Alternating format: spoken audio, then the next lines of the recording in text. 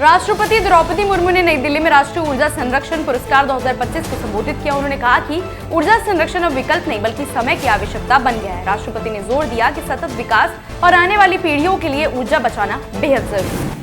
इंदौर में मुख्यमंत्री मोहन यादव ने कहा कि केरल नगर पालिका चुनावों में मिली जीत से भाजपा का विस्तार और मजबूत हुआ है। उन्होंने बताया कि प्रधानमंत्री के नेतृत्व में भाजपा दुनिया की सबसे बड़ी राजनीतिक पार्टी बन चुकी है और हर राज्य में अपना खाता खोल रही है। मोहन यादव ने भरोसा जताया कि आने वाले समय में केरल में भाजपा और आगे बढ़ती नजर आएगी।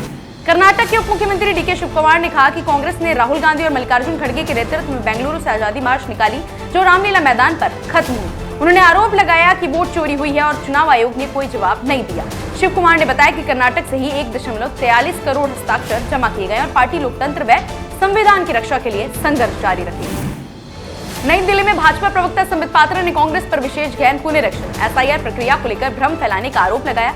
उन्होंने कहा कि चुनाव सुधारों पर संसद में पहले ही व्यापक चर्चा हो चुकी है। पात्रा ने स्पष्ट किया कि कांग्रेस की बयानबाजी सिर्फ जनता को गुमराह करने की कोशिश है।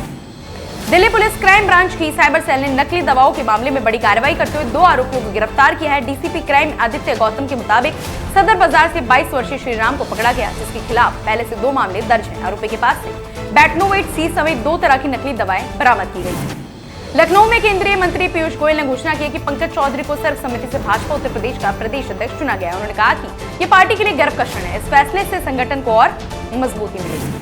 कोलकाता में सॉल्ट लेक स्टेडियम में लियोनेल मेसी के जाने के बाद हुई तोड़फोड़ पर पश्चिम बंगाल के राज्यपाल सीवी आनंद बोस ने कहा कि मामले की न्यायिक जांच होनी चाहिए। उन्होंने आयोजकों की गिरफ्तारी और जनता को टिकट का पैसा वापस करने की मांग की। राज्यपाल ने स्पष्ट किया कि घटना के तुरंत बाद ही उन्होंने इन कदमों की जरूरत पर जोर दिया।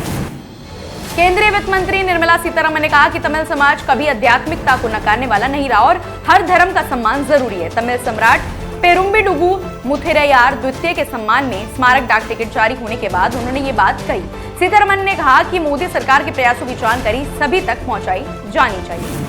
कर्नाटक में केंद्रीय मंत्री प्रहलाद जोशी ने Bhajpa Hubli Dharwad East SIR BLA-1 और BLA-2 मतदाता सूची पुनरीक्षण में पूर्व अध्यक्ष कार्यशाला का उद्घाटन किया। कार्यक्रम में पार्टी के वरिष्ठ नेता, विधायक, जिला पदाधिकारी और विधान परिषद सदस्य शामिल हुए। बैठक में मतदाता सूची को मजबूत करने और संगठनात्मक रणनीति पर चर्चा की गई।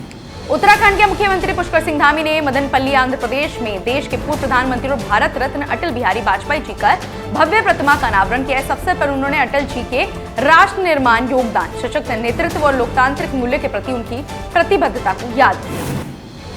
उत्तर प्रदेश में मुख्यमंत्री योगी आदित्यनाथ ने कहा कि उत्तर प्रदेश में संगठनात्मक चुनाव की प्रक्रिया पूरी हो चुकी है। उन्होंने बताया कि एक अनुभवी कार्यकर्ता को प्रदेश अध्यक्ष की जिम्मेदारी मिली है, जिससे सरकार और संगठन मिलकर नई गति से काम करेंगे। योगी ने कहा कि नए दायित्व नई चुनौतियां लेकर आते हैं और सभी को प्रधानमंत्री की मंशा के अनुरूप आगे बढ़ना होगा।